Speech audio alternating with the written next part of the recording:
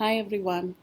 So the school aged children, that means the age of 6 to 12 years, uh, we begin to think that the oral hygiene methods in this age group is similar to the oral hygiene in the adults also, but that's not the case.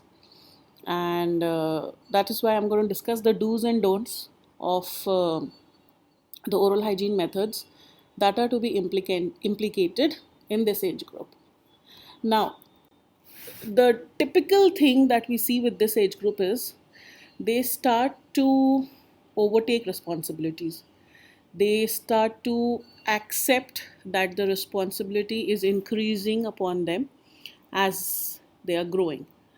The second thing is, again, obviously, because of this characteristic, they start to take responsibility of their homeworks and their household chores. And with that also comes the responsibility of mm, maintaining their oral hygiene. And there is the chance wherein the parents might start thinking that yes, now our role has ended since they've started to take the responsibility on their own. But the parent involvement is still needed, it's still required. And how is it required? It's required in the form of active supervision. That means parents have to switch from actively doing the thing on their part to actively supervising. How they can supervise, we'll get to know later. So, if I cover the oral hygiene maintaining methods, obviously the first that tops the list is brushing. So, you need to brush. And by this time, children are dexter enough to learn different kinds of brushing techniques. And I have not explained the different types of brushing techniques that are there. If you want, I can make a separate video to that, wherein we'll see the different brushing techniques and where they're applicable. But largely speaking, by now they have been doing just the horizontal brushing technique. They can continue with that, but it's better if they switch to a more dexter technique. So first is brushing. Second is obviously flossing. Very, very underrated with regards to its efficiency, but very, very important. So flossing once daily, before sleeping, after having their last meal, after having brushed their teeth, comes the role of flossing, which has to be done once daily before sleeping, after having done all this. Now, the parents can help the children in flossing in those areas which are difficult to reach by their own, or if the child is special child, or if there is some compliance problem because of some physical challenges, then in those cases, parents can come into actively getting involved and helping them out. Then, after they've done all that, it is important for the parent to actively inspect on a regular basis about how they are going about with their oral hygiene maintenance. That means you have to see after your child has brushed and flossed their teeth, you have to look at their mouth and see how is it done. Now, obviously, with your naked eye, how can you see differently from your children? With the help of disclosing agent. So before I go on to the next oral hygiene maintenance methods, I would just like to quickly give you a brief about how and what the disclosing agents are and how they work. So the disclosing agents are nothing but dyeing agents, right? They have a pigment in them and they dye. What do they dye? What do they mark? They mark the plaque or the biofilm, which is basically that thing that is to be cleaned by brushing and flossing. So all that purple thing that you can see shows that the plaque or the microorganism film is there. So wherever the plaque or the biofilm is there, the dyes will give a pigment to that, because the biofilm takes up that pigment and will reveal the areas wherein the plaque or the biofilm is still not removed. So what the parents can do is they can quickly ask the child to rinse it once and expectorate it, and then see where all you can see this mark, and wherever it is evident, you need to ask your child to redo it in that particular area.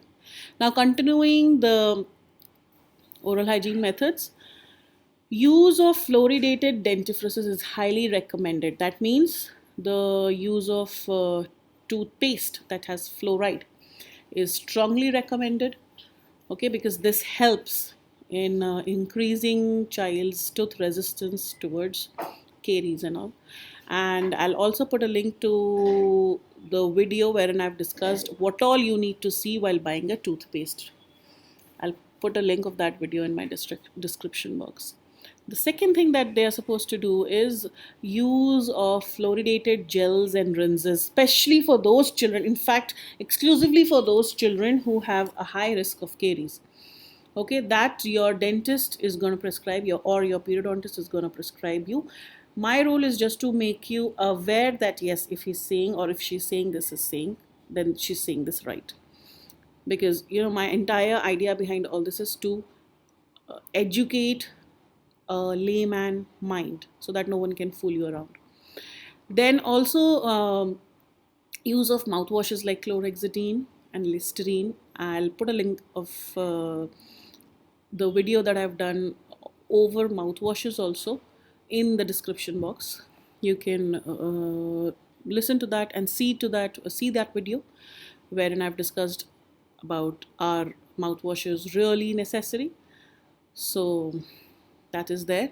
Then also the use of oral irrigators. That means there are special, these are special, very handy and very user friendly small devices, right? These are electronic devices. I mean, these are battery operated devices, and very easy to handle. They've got pointed tips. You can put them in the region where you actually, or wherein it's difficult to do it with anything else. You can use oral irrigators. With the help of water flow, they remove anything that is stuck. So that is there. Another typical thing with this age group is malocclusion. What is malocclusion? Any kind of abnormal relationship in between the teeth of either upper jaw or the lower jaw, or the abnormal relationship amongst the upper and the lower jaw teeth. Now, because most of the malocclusions begin to appear or begin to be evident in this age group, and because it begins to be evident in this age group, the treatment also starts early. And with that treatment, what happens is the child experiences the accompanied high risk of caries and other periodontal diseases, or the gum diseases, if I speak in the layman terms. Now, why that happens? Because obviously the child has appliances for its correction. Now appliances tend to gather more dirt, more plaque. That makes it difficult for the child to clean. So which is why they have more of a gum problem. They have more of cavity problems. To prevent that and to cope up with that, they need to increase their frequency of brushing and flossing. They need to increase their adequacy in brushing and flossing, and also fluoride gels and rinses are strongly recommended. So these are some typical and noteworthy things with regards to this age group of 6 to 12 years, which is why I made an exclusive video on how you're supposed to take care of your mouth in the children of 6 to 8 years. I hope it gave you an adequate insight about how and what you're supposed to do with your children if they fall in this age group. If there is anything else that I can help you with, do let me know in the comments section. Take care. Goodbye.